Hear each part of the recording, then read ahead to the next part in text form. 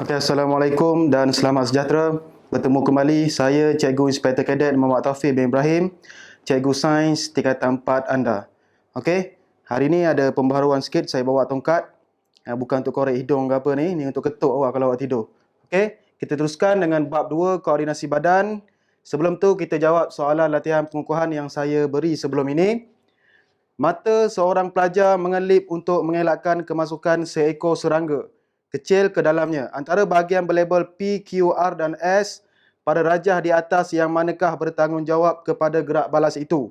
Okey, kita tengok apa tindakan pelajar ni. Pelajar mengelip untuk mengelakkan kemasukan seekor serangga.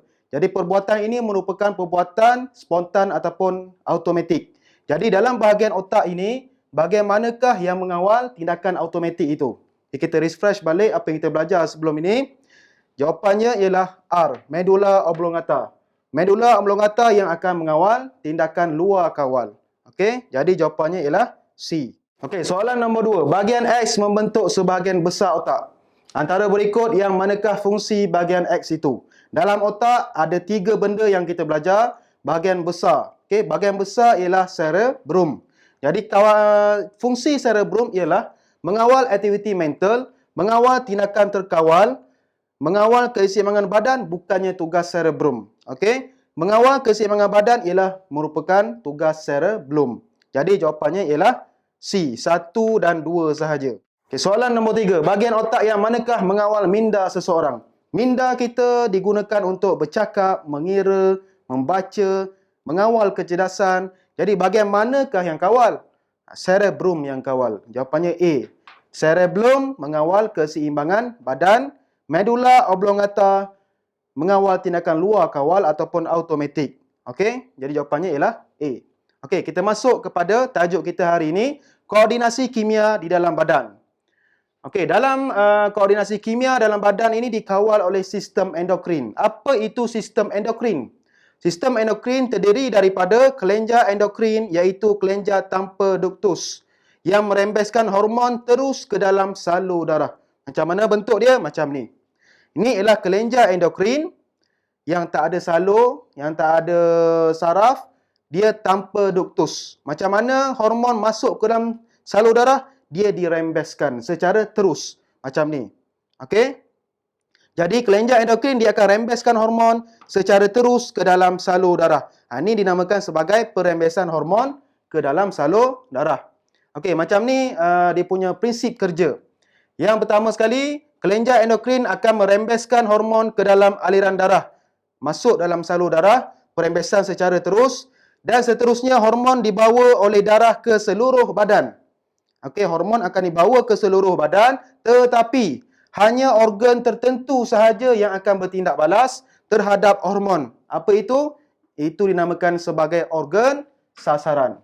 Okey, jadi organ sasaran ada beberapa jenis. Sistem endokrin manusia terdiri daripada kelenjar tiroid, kelenjar pituitari, kelenjar adrenal, pankreas, testis bagi lelaki dan ovari bagi perempuan. Organ ini dinamakan sebagai organ sasaran. Okey. Fungsi kelenjar endokrin kita pergi kepada satu persatu.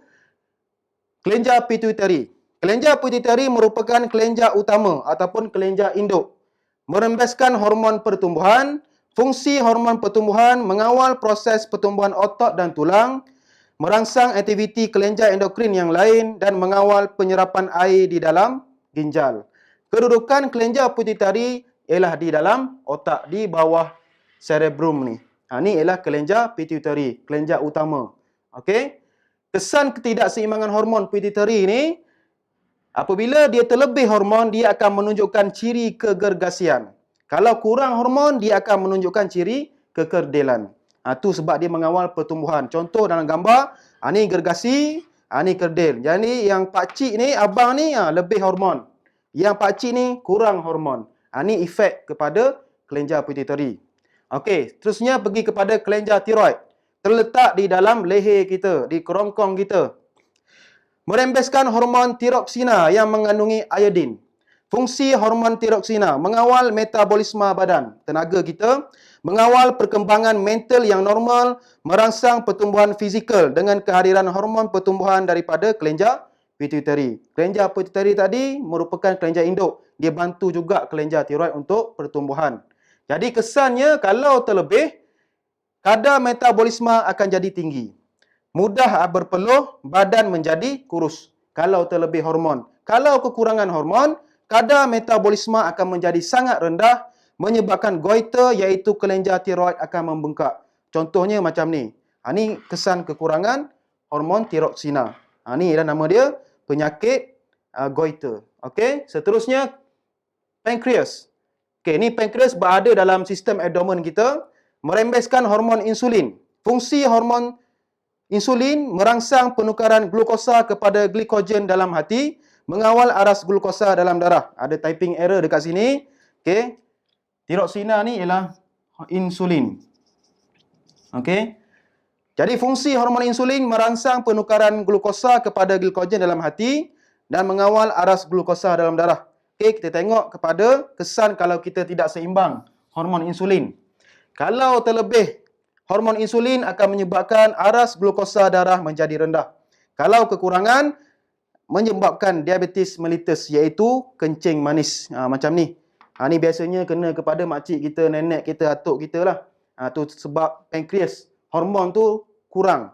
Okey, seterusnya, kelenjar adrenal terletak di bahagian ginjal, atas ginjal. Ni ialah kelenjar adrenal. Ni ginjal kita, buah pinggang, kiri dan kanan. Adrenal terletak pada atas ginjal tu. Okey, fungsinya merembeskan hormon adrenalina. Okey, fungsi hormon adrenalina ni ialah dirembeskan dalam keadaan marah, cemas dan takut. Menyediakan badan untuk bertindak dalam situasi kecemasan. Ini hormon fungsi dia. Kalau tidak seimbang, dia ada lebih saja, kurang tak ada efek. Okey, kalau berlebih hormon adrenalina ni, dia akan menyebabkan keletihan yang sangat melampau, tekanan darah akan meningkat dan mudah alergik. Okey. Seterusnya, testis.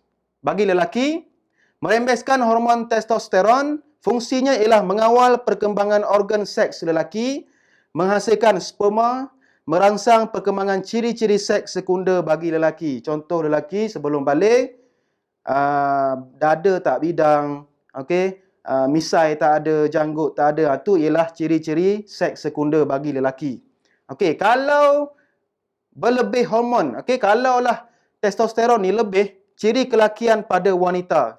Contoh, wanita ni nak jadi lelaki, dia ambil hormon testosteron, dia minum.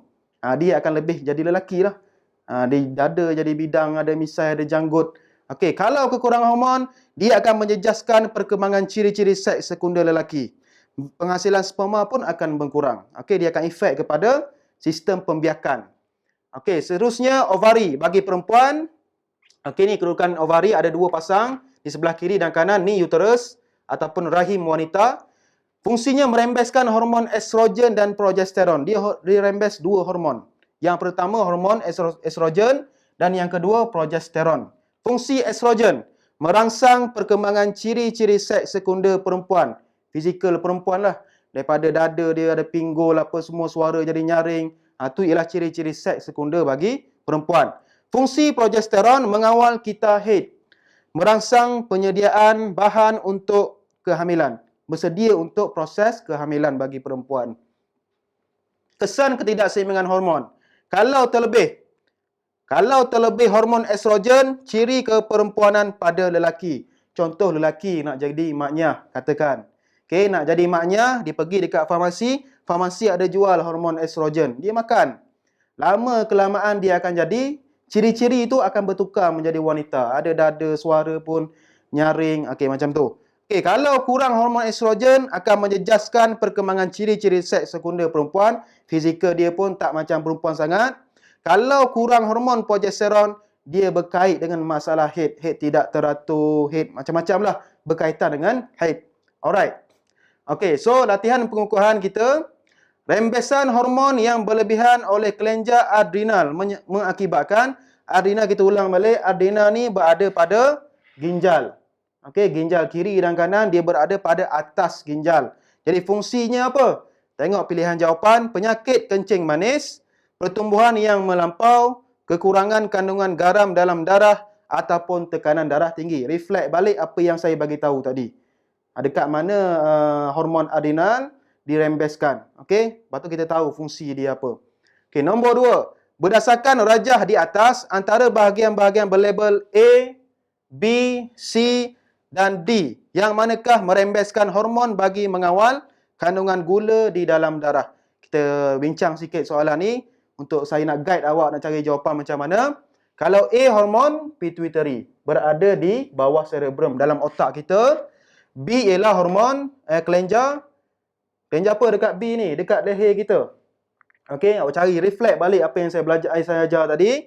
C, pankreas. D, di ginjal. Okey, jadi 4 kedudukan ni dia merembeskan hormon-hormon yang tertentu. Jadi soalan dia, yang manakah merembeskan hormon bagi mengawal kandungan gula di dalam darah? Okey, jadi try jawab dulu, nanti kita akan bincang. Okey, kelenjar Y dalam rajah 5 berfungsi untuk kelenjar Y berada pada atas ginjal. Okey, jadi apakah kelenjar Y ni? Apa kelenjar Y? Dan hormon apakah Y rembeskan? Dan hormon itu fungsinya untuk apa? Ni soalan dia. Ni soalan kebat. Soalan kemahiran beraras tinggi, berfikir aras tinggi. Jadi dia nak tanya berfungsi untuk apa kelenjar Y ni. Dia tak tanya Y ni apa. Dekat mana Y ni? Rembes hormon apa? Dia tanya fungsi hormon tu apa. Jadi pilihan jawapan merangsang pertumbuhan, menyediakan uterus untuk menerima ovum, mengawal aras gula dalam darah, menambahkan keupayaan badan untuk mengatasi tekanan hidup. Jadi ada 4 pilihan jawapan. Reflect balik, ulang kaji balik apa yang saya bagi tahu tadi, yang saya ajar tadi, cuba jawab soalan ni. Jadi pembelajaran seterusnya kita akan belajar koordinasi antara sistem saraf dan sistem endokrin. Kita ada 2 sistem, ada sistem saraf, ada sistem endokrin. Macam mana koordinasi antara 2 ni bekerjasama. Kita akan belajar benda tu. Dan satu lagi, kesan penyalahgunaan dadah dan pengambilan minuman beralkohol terhadap koordinasi badan dan kesihatan. Apa kesannya kalau kita terlibat dalam penyalahgunaan dadah ataupun pengambilan minuman beralkohol dalam koordinasi badan kita? Apa dia akan beri kesan kepada sistem saraf kita ataupun kepada sistem endokrin kita? Yang tu kita akan belajar selepas ini. Jadi, sekian saja. Assalamualaikum dan terima kasih.